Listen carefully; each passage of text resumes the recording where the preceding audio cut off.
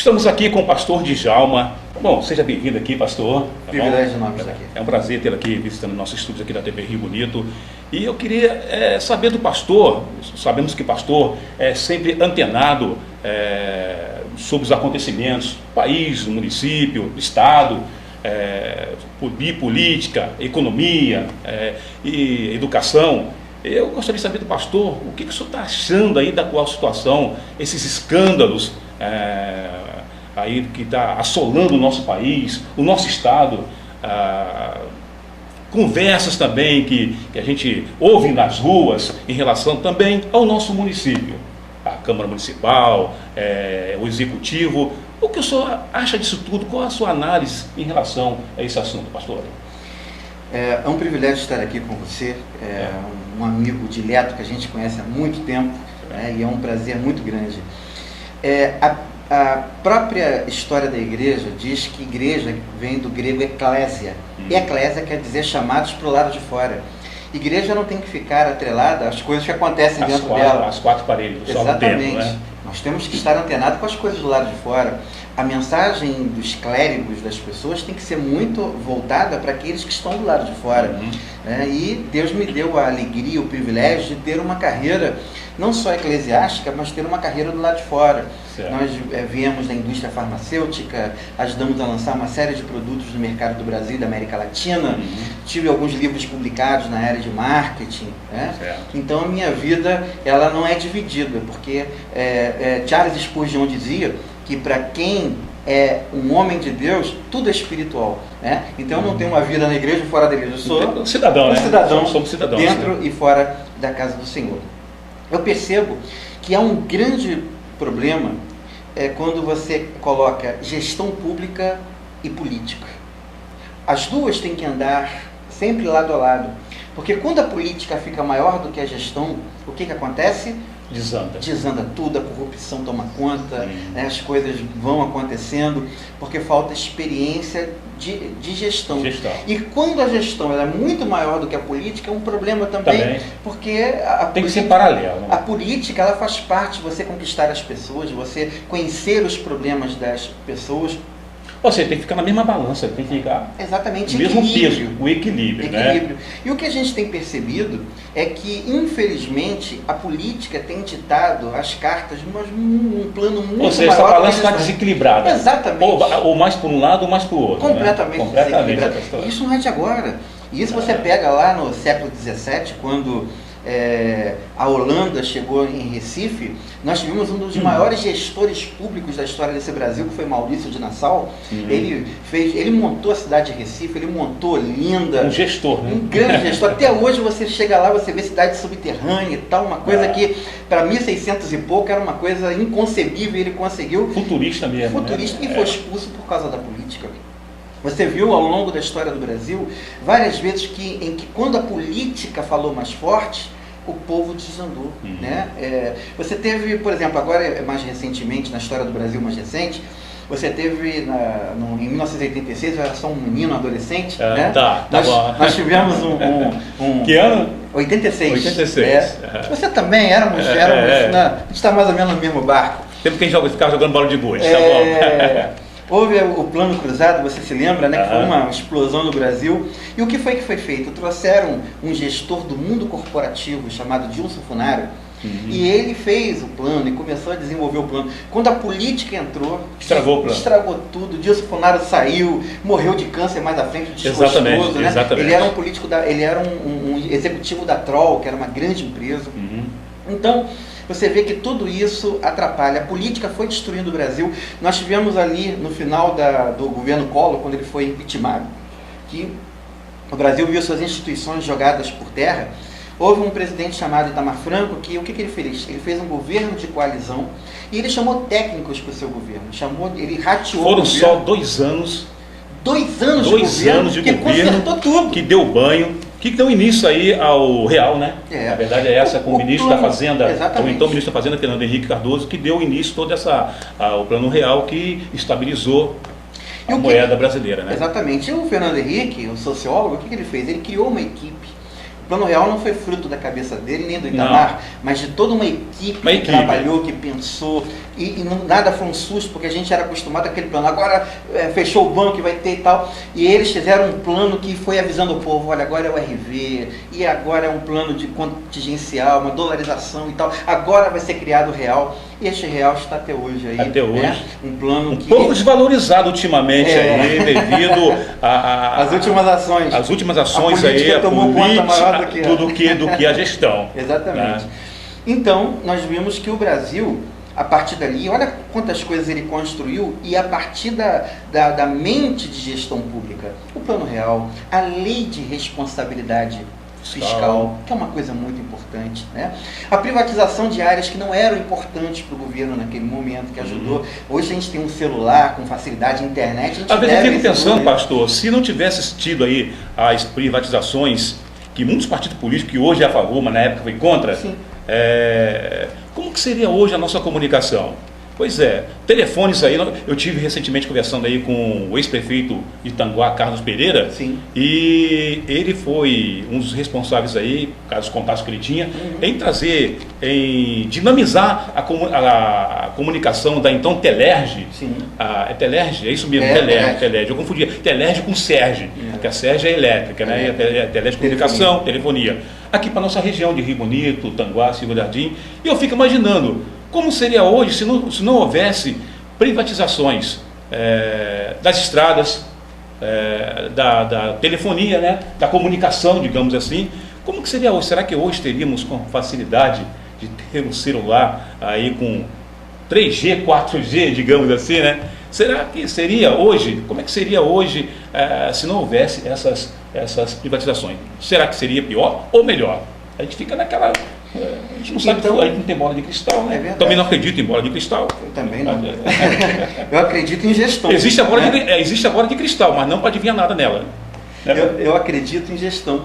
E você vê que nos últimos anos, a gente quando pensa tanto no plano federal, como no plano estadual, e aqui no nosso plano municipal, o problema é o mesmo, o problema é de gestão. Né? Essas reclamações que você tem visto na rua, né? Esse clima que nós estamos vivendo com o funcionalismo público deteriorado.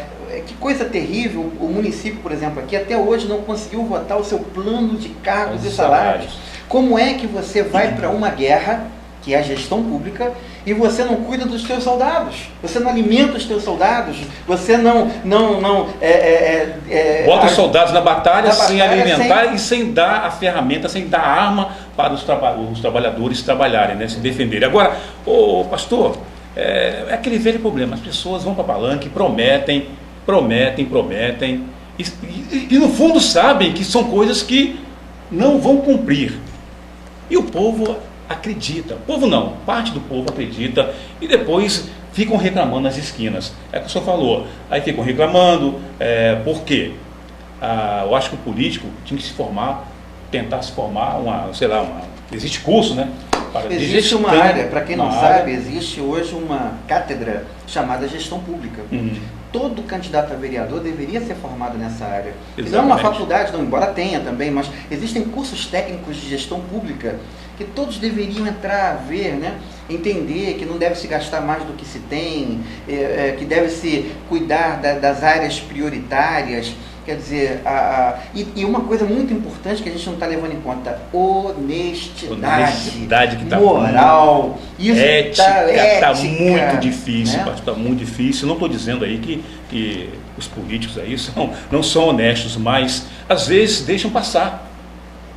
Às vezes não bota lá a mão na cumbuca, popularmente, mas às vezes a vista grossa, não vou mexer nisso aí não, deixa quieto, entendeu? E acaba até se comprometendo, né? Porque acaba sendo conivente com determinadas situações.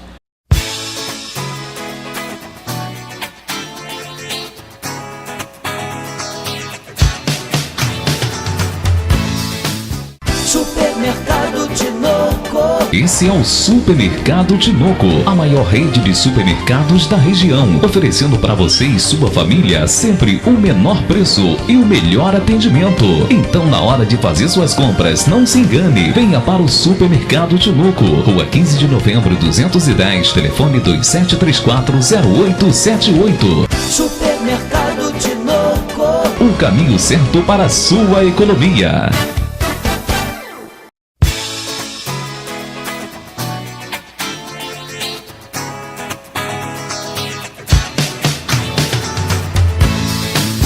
Mas esses escândalos, quer dizer, uma gestão mal feita acaba com a política no meio da panela, acaba virando o quê? Gerando corrupção, né? E se não fosse a imprensa a divulgar, a meter lá o bedelho, digamos assim, muitas coisas estariam ainda sendo guardadas lá nas gavetas, por baixo dos panos, não viria à tona. Graças à imprensa, seja ela escrita, falada, internetada. Pois é, Será que existe essa palavra? A gente inventa. Tinha um poeta aí, Ulisses Guimarães Rosa. Ele tinha mania de inventar as palavras, né? Você sabe disso, né? Ele estava vendo uma reportagem sobre isso, ele inventava as palavras. E inventaram aquelas palavras imexível, né? Com o ministro, né? Rogério Magri. Aliás, foi o ministro do Collor. Exatamente, isso aqui é imexível. Então, qualquer palavra que a gente inventar aí, ninguém pode censurar a gente, não. Sim. Mas, o que acontece? Aí acaba caindo em cima do povão. Porque acreditou, elegeu o vereador, elegeu o prefeito, o governador, o presidente, o senador, o deputado, e acaba ficando aí, vendo que o seu voto aí, como se tivesse perdido o voto. Ou então alguns venderam o voto, também não podem reclamar, nem isso, pastor?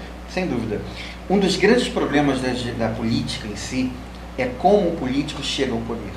E não sou eu que estou falando, nós acompanhamos os noticiários. Quando você ouviu, por exemplo, o diretor da Petrobras, que está em delação premiada, ele disse que toda doação do mercado empresarial para a campanha política não é uma doação, é um empréstimo que será cobrado a juros altos. Não foi eu que estou falando, ele que falou. E quem é que paga esse empréstimo a juros altos? O povo. Somos nós. Então, qual é a questão que acontece em municípios, estado e país?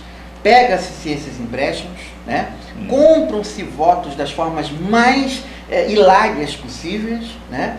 E depois, e você vê isso também pelo número de pessoas contratadas. Exatamente. Isso tanto no estado, aqui no município, hoje, se eu não estou enganado, o número de contratados é maior do que o número Nós estamos falando do município de Rio Bonito. Quer dizer, então, um município que tem um número de contratados maior do que concursados. Do que os concursados, né? Então, o que é isso aí? Questões políticas, compras, né? E a pessoa fica atrelada.